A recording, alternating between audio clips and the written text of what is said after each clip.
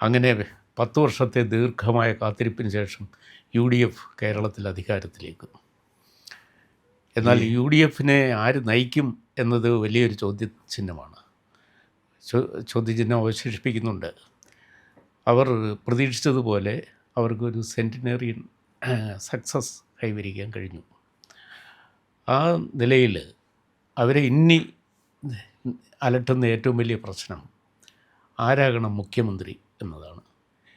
കഴിഞ്ഞ 9-ാം തീയതി, ഏപ്രിൽ 9-ാം തീയതിയിലെ വോട്ടെടുപ്പിന് ശേഷം ആ പാർട്ടിക്കകത്ത് ഏറ്റവും വലിയ തലവേദനയായി പൊതു ചർച്ചയിൽ വന്ന ഒരു വിഷയവും അതുതന്നെയായിരുന്നു. 3 നേതാക്കൾ മുഖ്യമായും മുഖ്യമന്ത്രിമാരാകാനായിട്ട് മത്സരിക്കുകയും അതിന് ഉള്ള കരുനീക്കങ്ങൾ രഹസ്യമായും ഏറെക്കുറെ പരസ്യമായിട്ടുമൊക്കെ നടത്തുന്ന ജുഗുപ്സാവകമായ ഒരു രാഷ്ട്രീയ സ്ഥിതിവിശേഷം നമ്മൾ കണ്ടു.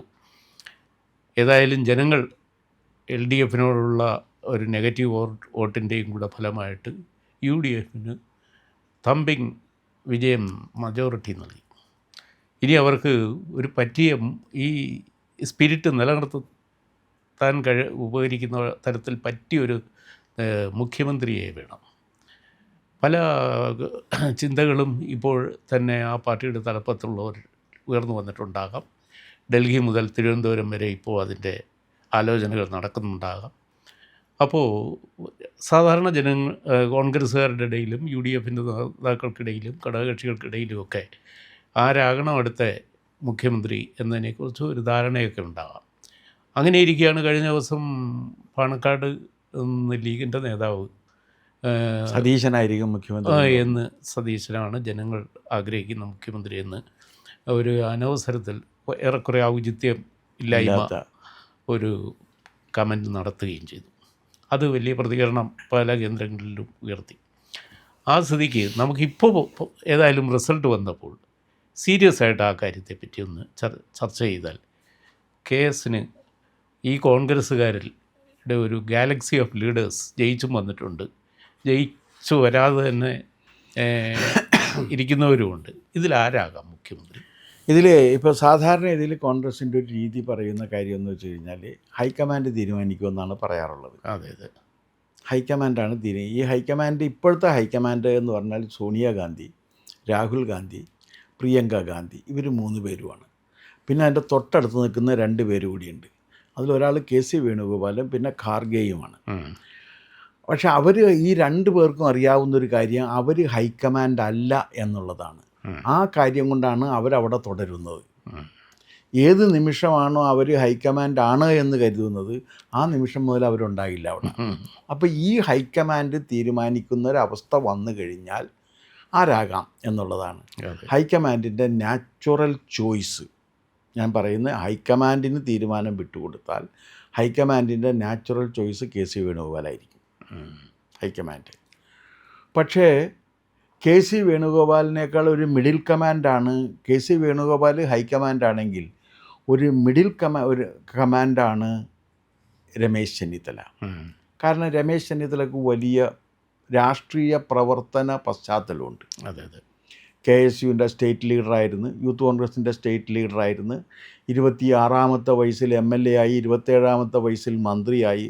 അത് കഴിഞ്ഞ് KSUവിൻ്റെ നാഷണൽ പ്രസിഡൻ്റായി, യൂത്ത് കോൺഗ്രസിൻ്റെ നാഷണൽ പ്രസിഡൻ്റായി, AICC സെക്രട്ടറിയായി. അത് കഴിഞ്ഞിട്ട് ദീർഘകാല പ്രതിപക്ഷ നേതാവായി, KPCC പ്രസിഡൻ്റായിട്ട് 9 കൊല്ലക്കാലം KPCC പ്രസിഡൻ്റായിട്ടൊക്കെ ഇരുന്ന, അങ്ങനെ കേരള രാഷ്ട്രീയത്തിൽ ഇന്നിപ്പോൾ ഏറ്റവും കൂടുതൽ പ്രവർത്തന പരിചയമുള്ള അനുഭവമുള്ള ഒരു നേതാവ് എന്ന നിലക്ക് സ്വാഭാവികമായിട്ട് രമേശ് ചെന്നിത്തല വരും.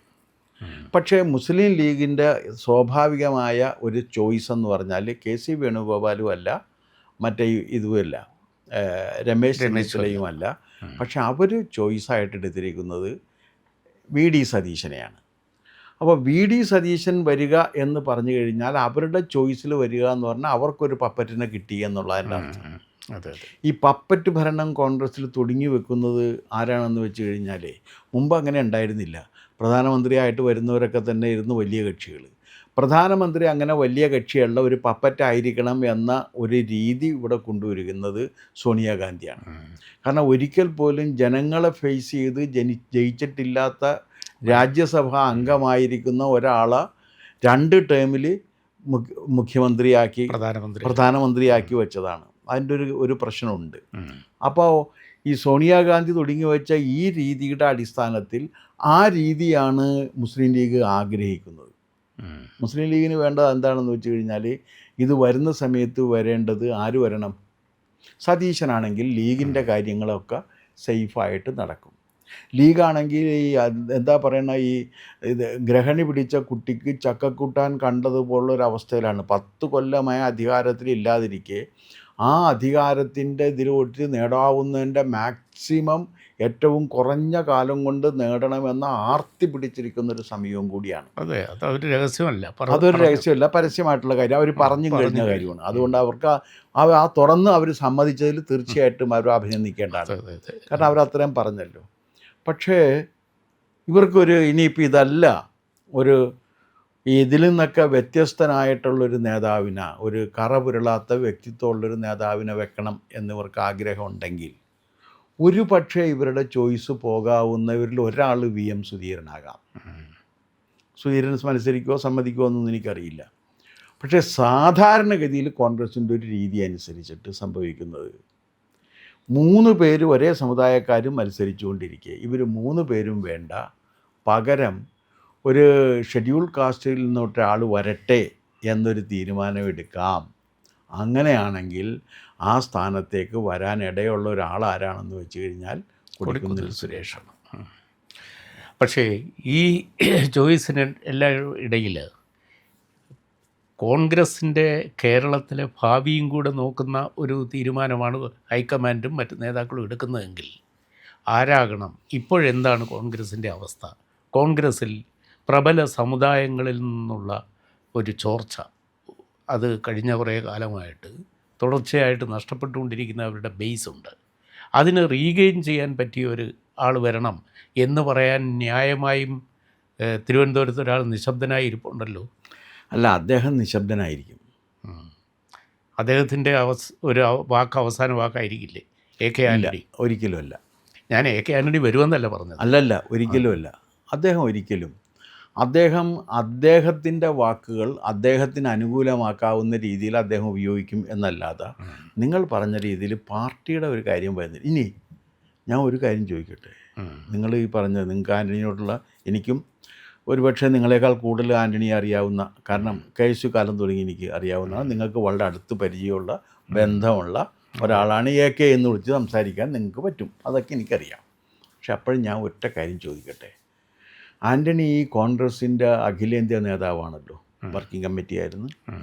ആ വർക്കിംഗ് കമ്മിറ്റിയിൽ അവസാനത്തെ 4 പേരിൽ ഒരാളായിരുന്നു. അതെ, സോണിയ, രാഹുൽ, പിന്നെ മൻമോഹൻ, AK, ഈ 4 പേരിൽ ഒരാളായിരുന്നു.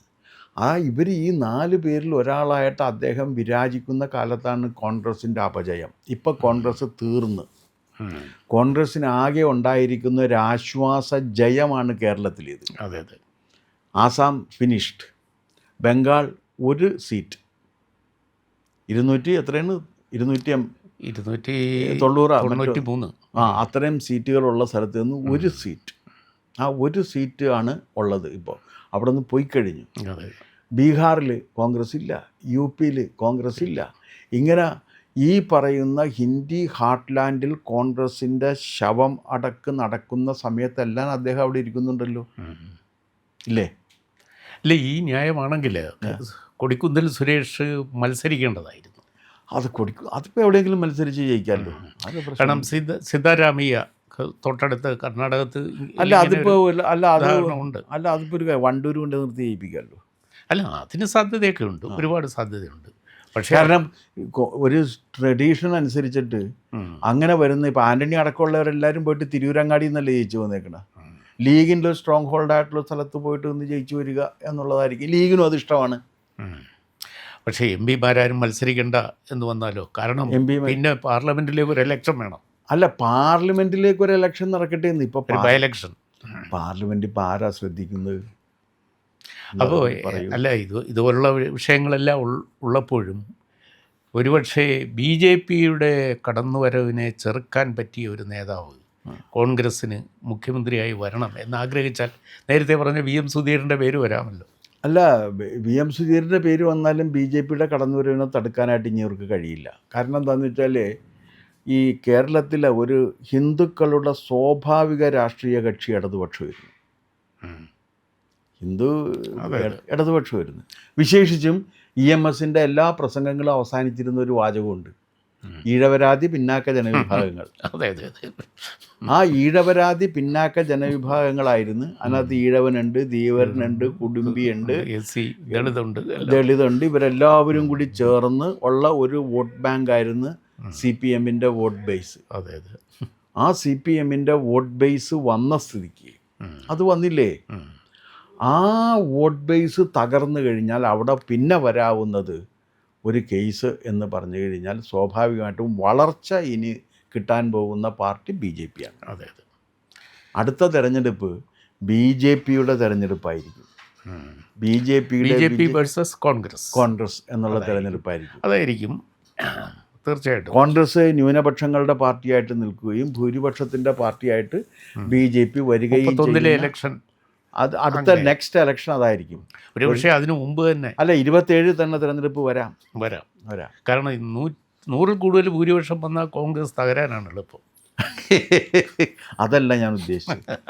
ഞാൻ ഉദ്ദേശിച്ചത് ഈ മറ്റേ എന്താണ് ഇത് വനിതാ സംവരണം ഉണ്ടല്ലോ, അതിൻ്റെ ഭാഗമായിട്ട് ഒരു പ്രീമേച്വർ ഇലക്ഷൻ വരാം. അല്ല, 1 നേഷൻ 1 ഇലക്ഷനും ആകാം, അങ്ങനെയും വരാവുന്നതാണ്.